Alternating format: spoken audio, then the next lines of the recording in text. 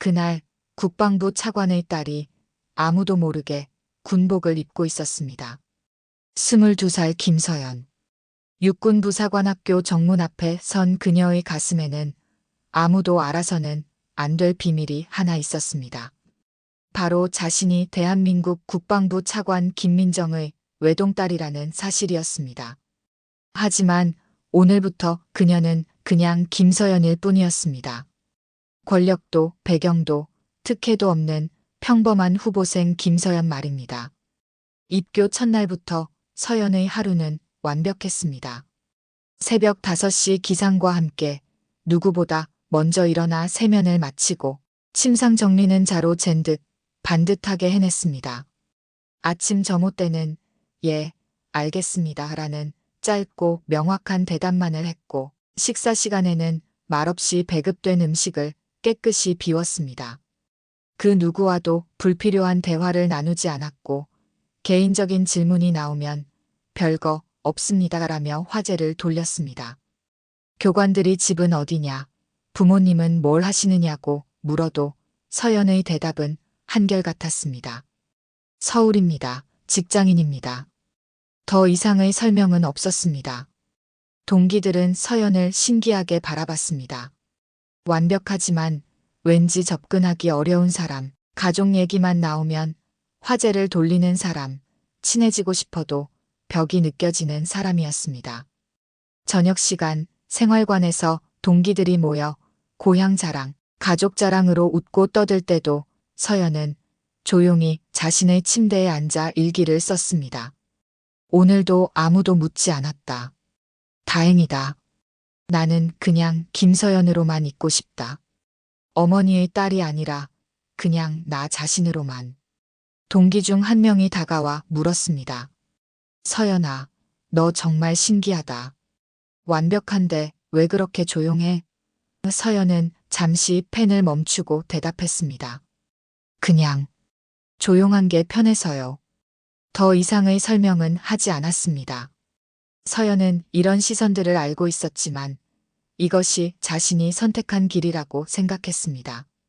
권력의 그림자 없이 오롯이 자신의 실력만으로 인정받는 군인이 되기 위해서는 이렇게 살아야 한다고 믿었습니다. 하지만 서연이 모르는 것이 하나 있었습니다. 완벽함이 때로는 더 큰 주목을 받는다는 것, 그리고 그 주목이 항상 좋은 결과만을 가져오는 것은 아니라는 사실을 말입니다. 시퀀스 E- 표적이 된 완벽함. 입교 첫 주가 지나고 운명의 그날이 왔습니다. 체력 측정의 날이었습니다. 후보생들, 오늘은 너희들의 진짜 실력을 확인하는 날이다. 교관 최미정 대위의 카랑카랑한 목소리가 훈련장 전체에 울려 퍼졌습니다. 36살의 최미정은 부사관학교에서 가장 까다롭기로 유명한 교관이었습니다. 표면적으로는 규율과 기강을 강조하며 후보생들을 단련시킨다고 했지만 실제로는 자신의 기준에 맞지 않는 후보생들을 골라내어 괴롭히는 것으로 악명이 높았습니다. 특히 자신보다 나은 것처럼 보이는 사람들을 견디지 못하는 성격이었습니다. 체력 측정이 시작되었습니다. 팔굽혀펴기, 윗몸 일으키기, 턱걸이까지는 서연이 모두 만점을 받았습니다. 최미정 교관의 눈에 서연이 들어오기 시작했습니다. 저의 뭔가 다르네. 너무 완벽해. 마지막 종목인 5000m 달리기가 남아 있었습니다. 서연은 평소처럼 꾸준한 페이스로 달렸습니다. 숨소리도 고르고 자세도 안정적이었습니다. 하지만 마지막 코너를 돌 때 운동장의 작은 돌에 발목을 삐끗했습니다. 순간 비틀거렸지만 서연은 이를 악물고 끝까지 완주했습니다. 그러나 기록은 평소보다 30초나 늦었습니다. 서연에게는 큰 실망이었지만 그래도 전체 후보생 중에서는 상위권에 속하는 기록이었습니다. 김서연. 최미정 교관이 클립보드를 들고 서연에게 천천히 다가왔습니다. 차가운 눈빛으로 서연을 위아래로 훑어보더니 냉소적인 미소를 지었습니다. 이게 군인 하겠다고 온 거야? 이 정도 기록으로? 앞에서는 그렇게 완벽한 척 하더니 결국 이 정도밖에 안 되네. 서연은 발목 부상에 대해 설명하려 했습니다. 교관님, 발목을 살짝 다쳐서. 하지만 최미정은 손을 들어 막았습니다. 변명은 그만해. 군인은 변명하지 않는다. 그리고 진짜 군인이라면 그 정도 부상으로 기록이 흔들리지도 않아. 그리고는 클립보드에 뭔가를 적어 내려가며 중얼거렸습니다. 겉으론 완벽해 보이더니 결국 허약하네. 이런 애들이 제일 위험해. 진짜 상황에서는 팀을 위험에 빠뜨리거든. 서연은 아무 말 없이 고개를 숙였습니다. 그날부터 서연은 최미정 교관의 특별한 관심을 받기 시작했습니다. 아니, 정확히는 특별한 감시를 받기 시작했습니다. 최미정의 눈에는 서연이 겉으론 완벽해 보이지만 실제로는 허약한 문제아로 보였고, 이런 후보생을 일찍 걸러내는 것이 자신의 의무라고 생각했습니다. 하지만 진실은 전혀 달랐습니다. 최미정은 단지 자신보다 나은 것처럼 보이는 사람을 견딜 수 없었을 뿐이었습니다. 시퀀스 3- 모욕의 시작. 며칠 후 아침, 점호가 끝나자마자 최미정 교관의 목소리가 서연을 불렀습니다. 김서연 나와. 팔굽혀펴기 100개. 지금 당장 시작해. 다른 후보생들이 아침 식사를 하러 가는 동안 서연은 홀로 운동장에서 팔굽혀펴기를 해야 했습니다. 저번 체력 측정에서 보여준 그 허약한 모습을 보완해야지. 완벽한 척하는 건 쉬워도 진짜 실력은 숨길 수 없거든. 최미정 교관은 옆에서 팔짱을 끼고 지켜보며 중간중간 비아냥거렸습니다. 더 빨리, 더 정확하게. 이게 군인 할 자세야? 팔이 후들거리네. 서연은 한마디 불평 없이 100개를 모두 완료했습니다. 팔이 후들거리고 땀이 범벅이 되어도 표정 하나 찌푸리지 않았습니다. 하지만 최미정은 만족하지 않았습니다. 부족해. 60개 더. 진짜 군인이 되려면 이 정도는 식은 죽 먹기여야 해. 서연은 또다시 묵묵히 추가 팔굽혀펴기를 시작했습니다. 점심시간이 되었습니다. 생활관 정리 점검 시간이었습니다. 최미정 교관은 다른 후보생들의 침상은 대충 훑어보고 지나갔지만 유독 서연의 침상만은 자세히, 아주 자세히 살펴봤습니다. 마치 트집을 잡을 거리를 찾는 것처럼 말입니다. 이게 뭐야? 완벽하게 정리된 이불을 손가락으로 가리키며 각도가 1도 틀렸잖아. 이게 군인다운 정리법이야? 다시 해. 서연이 이불을 다시 정리하자 이번에는 베개가 문제라고 했습니다. 베개 위치가 틀렸어. 정확히 중앙에 와야지. 세 번째로 정리했을 때는 정성이 부족해. 마음가짐이 안 되어 있어라며 네 번째를 요구했습니다. 네 번째 정리를 끝낸 후에도 최미정은 만족하지 않았습니다. 그때였습니다. 최미정 교관이 갑자기 목소리를 높이며 소리쳤습니다. 애미가 가정교육을 이따위로 시켰어? 이렇게 버릇이 없게. 집에서 뭘 배우고 왔길래. 이 모양이야. 생활관이 순간 조용해졌습니다. 다른 후보생들의 숨소리까지 멎는 것 같았습니다. 서연의 어머니는 대한민국의 국방부 차관이었습니다. 나라의 국방 정책을 결정하는 최고위직 중 하나였습니다.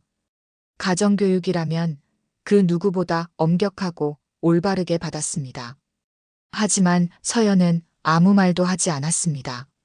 그저 죄송합니다라고 말하며 다시 이불을 정리했습니다. 최미정은 서연의 이런 반응이 더욱 마음에 들지 않았습니다. 자신의 모욕에도 꿈쩍하지 않는 서연이 마치 자신을 무시하는 것처럼 느껴졌습니다. 이런 애가 군인이 된다고? 이런 식으로 버티기만 하면 되는 줄 아나? 속으로 중얼거리며 앞으로 더 큰 압박을 가할 방법들을 생각하기 시작했습니다. 서연을 완전히 굴복시킬 때까지 계속해야겠다고 마음먹었습니다. 시퀀스 4- 악랄함의 본색. 며칠이 지나면서 최미정 교관의 괴롭힘은 더욱 교묘하고 잔혹해져 갔습니다. 이제는 단순한 훈련이 아니라 의도적인 가혹행위에 가까웠습니다. 오늘은 사격 훈련이다. 김서연, 너는 이 총을 사용해. 사격장에서 최미정은 서연에게만 특별한 총기를 지급했습니다. 반동이 심하고 조준이 불안정한 불량 총기였습니다. 다른 후보생들이 사용하는 총기와는 명백히 다른 것이었습니다.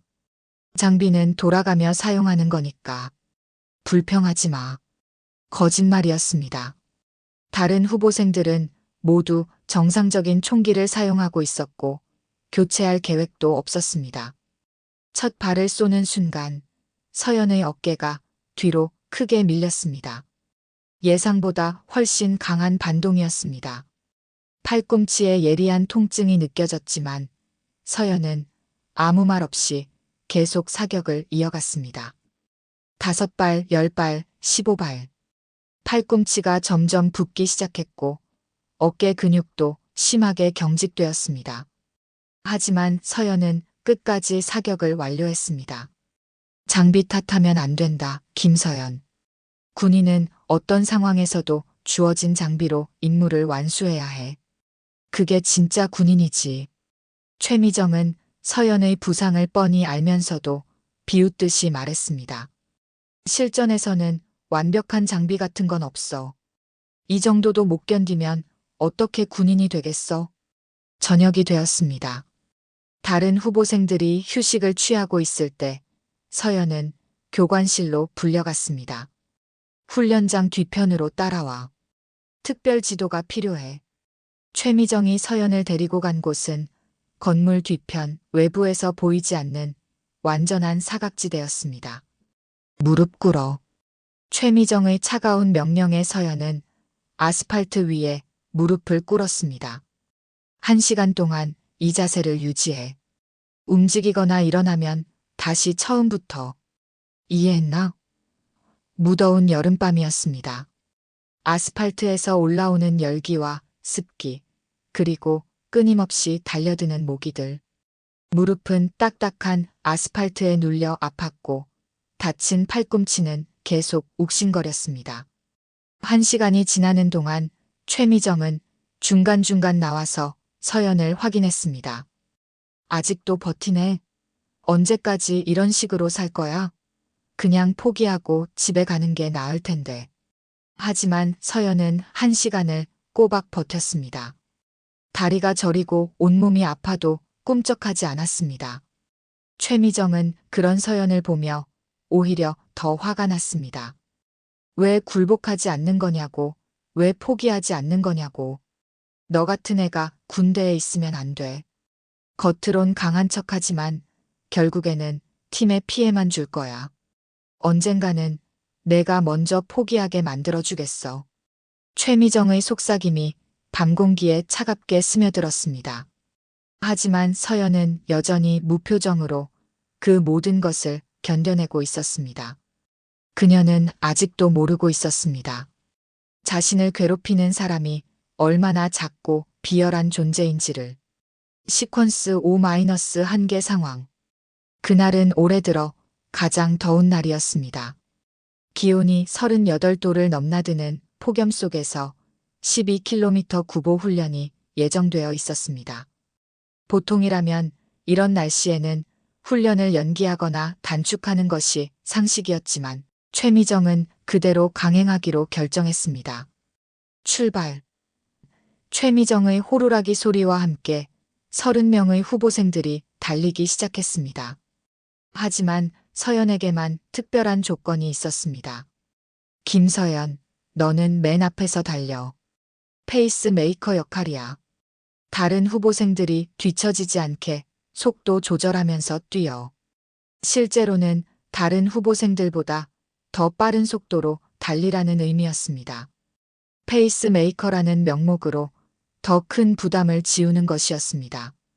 2km, 3km, 5km.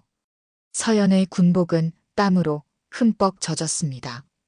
폭염 속에서의 장거리 달리기는 상상 이상으로 힘들었습니다. 목이 타들어가는 것 같았고 머리가 어지러웠습니다. 하지만 서연은 페이스를 늦추지 않았습니다. 뒤에서 따라오는 동기들을 생각하며 꾸준히 달렸습니다. 8km 지점에서 서연의 시야가 점점 흐릿해지기 시작했습니다. 전형적인 탈수 증세였습니다. 땀으로 빠져나간 수분과 염분을 제대로 보충하지 못한 상태에서 극한의 운동을 계속한 결과였습니다. 하지만 서연은 계속 달렸습니다. 포기하는 순간 체력 부족이라는 낙인이 찍힐 것을 알고 있었기 때문입니다. 10km 지점에서 서연의 다리가 휘청거렸습니다. 어지러움이 심해져 잠깐 속도를 늦췄습니다. 바로 그때 뒤에서 최미정의 목소리가 들렸습니다. 김서연, 속도 올려. 이게 페이스 메이커 할 자세야? 뒤에 동기들 생각은 안 해?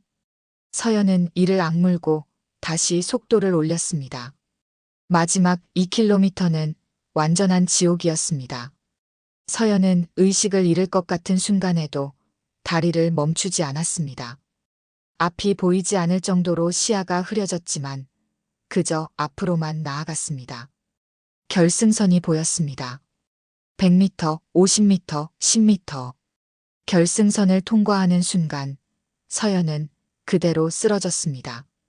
완전히 의식을 잃었습니다. 극도의 탈수와 체력 소모, 그리고 열사병 직전의 상태로 몸이 한계에 도달한 것입니다. 동기들이 급히 달려와 서연을 부축했고 교관들도 당황하며 의무실로 옮겼습니다. 바로 그때 상공에서 감찰팀의 드론이 이 모든 광경을 생생하게 촬영하고 있었습니다. 폭염 속에서 쓰러진 후보생, 당황하는 교관들, 혼란스러운 상황까지. 이 결정적인 영상은 몇 시간 후 국방부 감찰실로 직송될 예정이었습니다. 서연이 깨어났을 때는 의무실 침대 위였습니다. 링거를 맞으며 천장을 바라보던 서연은 생각했습니다. 이제 정말 한계인가? 더 이상은 버틸 수 없을까? 하지만 동시에 또 다른 생각이 들었습니다. 아직 졸업까지는 멀었다. 조금 더 버텨보자. 여기서 포기할 수는 없어. 서연은 자신이 얼마나 강인한 정신력을 가진 사람인지 몰랐습니다. 그리고 자신의 어머니가 얼마나 냉철하고 강력한 힘을 가진 사람인지도 전혀 알지 못했습니다. 시퀀스 6- 차관의 결단. 같은 날 오후 5시 서울 용산구 국방부 청사 15층 차관실. 김민정 차관은 책상에 앉아 감찰실에서 올라온 긴급 보고서를 검토하고 있었습니다. 48살의 김민정은 대한민국 국방정책의 핵심을 담당하는 인물이었습니다. 냉철하고 원칙적인 성격으로 개인적인 감정보다는 논리와 법규에 따라 판단하는 것으로 유명했습니다. 하지만 오늘 받은 보고서는 그녀의 냉정함을 흔들어 놓기에 충분했습니다. 차관님, 긴급히 보고드릴 사항이 있습니다. 감찰실장이 급하게 들어왔습니다. 부사관 학교에서 촬영된 드론 영상인데 즉시 확인하셔야 할 것 같습니다. 태블릿을 건네받은 김민정의 표정이 점점 굳어졌습니다.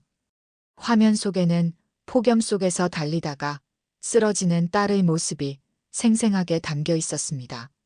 하지만 김민정이 더 큰 충격을 받은 것은 딸의 팔과 어깨에 선명하게 보이는 멍과 상처들이었습니다. 며칠 전부터 축적된 것들로 보였습니다.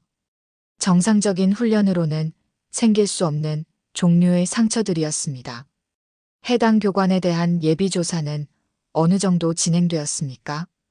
김민정의 목소리는 평소보다 훨씬 더 차가웠습니다.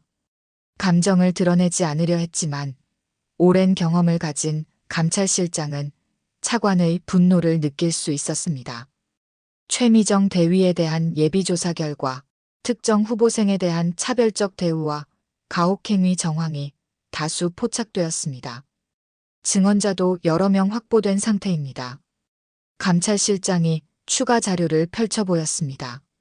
불량 장비 의도적 지급, 과도한 추가 훈련 부과, 사각지대에서의 체벌 등이 확인되었습니다. 김민정은 잠시 고민했습니다. 지금까지 딸의 군 생활에 개입하지 않았던 이유는 서연이 스스로의 힘으로 성장하기를 바랐기 때문이었습니다. 하지만 이제는 차원이 다른 문제였습니다. 이것은 개인적인 문제가 아니라 군기관과 교육 시스템 전체에 관련된 중대한 사안이었습니다. 즉시 현장 투입을 지시합니다. 김민정의 목소리에는 더 이상 망설임이 없었습니다. 해당 부대 관련자 전원 직위 해제, 군사경찰 파견해서 전면 조사 실시하십시오. 이런 일이 다시는 발생하지 않도록 철저히 수사하고 처벌해야 합니다. 1시간 후 육군부사관학교 정문 앞에 헌병대 차량들이 줄지어 들어섰습니다. 감찰팀, 헌병대, 그리고 국방부 직할 조사팀까지 대형 작전이 전개되는 것처럼 보였습니다. 평소 조용하던 학교 가재 시도와 이계속 편집 순식간에 긴장감이 도는 수사 현장으로 변했습니다. 무슨 일이지? 왜 갑자기? 후보생들과 교관들이 웅성거렸습니다. 하지만 아무도 정확한 이유를 알지 못했습니다.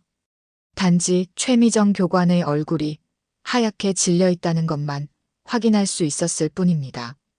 김민정 차관은 차관실에서 실시간으로 상황을 보고받으며 생각했습니다.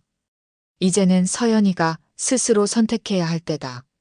계속 숨을 것인지 아니면 당당하게 나설 것인지.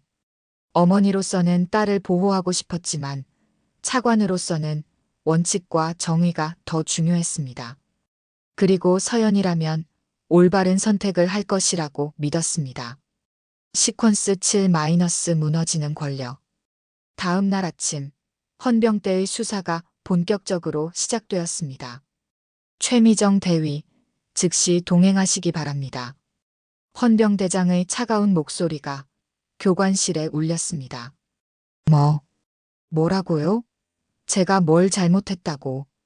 최미정은 아직도 상황 파악이 안 된 채 헌병들을 바라봤습니다. 방금까지만 해도 자신은 이 학교에서 절대적인 권력을 가진 교관이었습니다. 후보생들을 마음대로 다룰 수 있는 사람이었습니다. 그런데 갑자기 헌병들이 나타나서 자신을 체포한다는 것이 믿어지지 않았습니다. 헌병대장이 영장을 펼치며 또박또박 읽기 시작했습니다. 후보생 김서연에 대한 직권남용, 신체 가혹행위, 인격 모독, 의도적 차별 대우. 그리고 잠시 멈춘 후 더 또렷하고 분명한 목소리로 말했습니다. 그리고 국방부 차관의 따님에 대한 위 모든 행위들에 대하여 긴급 체포 영장이 발부되었습니다. 그 순간 최미정의 얼굴이 새하얗게 질렸습니다. 차관. 다리에서 힘이 빠져 의자에 주저앉을 뻔했습니다. 김서연이 차관의 그럴 리가 없어요. 목소리가 떨렸습니다. 지금까지 자신이 괴롭혀온 그 조용하고 무표정한 후보생이 대한민국 국방부 차관의 외동딸이었다는 사실이 도저히 믿어지지 않았습니다. 그렇습니다. 김민정 차관의 외동따님이십니다. 헌병대장의 말에 최미정은 완전히 패닉 상태에 빠졌습니다. 머릿속이 하얗게 변했습니다. 그동안 자신이 한 모든 행동들이 주마등처럼 스쳐 지나갔습니다. 불량 총기 지급, 무릎 꿇리기, 모욕적인 언사들. 모든 것이 국방부 차관의 딸에게 한 짓이었습니다. 그럴 리가 없어요. 그 애는 그냥 평범한. 최미정은 마지막까지도 현실을 부정하려 했습니다. 하지만 이미 손목에는 차가운 수갑이 채워지고 있었습니다. 제발 이건 오해입니다. 저는 그냥 교육을 제대로 시키려고. 교관실에서 끌려 나오는 최미정을 보며 후보생들은 완전한 충격에 빠졌습니다. 그동안 절대 권력을 휘둘렀던 교관이 수갑을 찬 채 끌려가는 모습은 상상도 못했던 광경이었습니다. 특히 동기들은 더욱 놀랐습니다. 서연이가 정말 차관의 딸이었다고? 그래서 그렇게 완벽했구나. 그런데 왜 말을 안 했지? 혼자서 얼마나 힘들었을까? 동기들은 서로 수근거렸습니다. 하지만 이상하게도 서연에 대한 시선이 예전과는 완전히 달라졌습니다.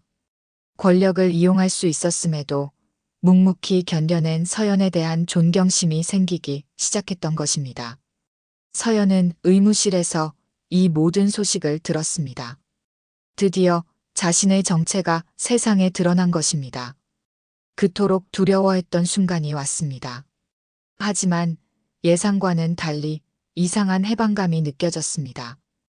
더 이상 숨길 필요가 없다는 것, 그리고 자신이 지금까지 혼자 버텨온 모든 것들이 인정받았다는 안도감이었습니다.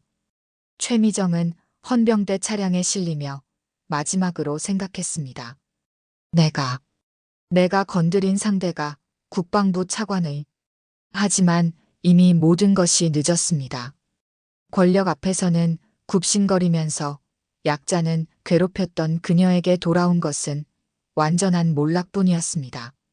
진정한 권력이 무엇인지 깨달았을 때는 이미 자신의 인생이 끝나버린 후였습니다. 2달 후, 맑고 화창한 가을날, 드디어 졸업식이 열렸습니다.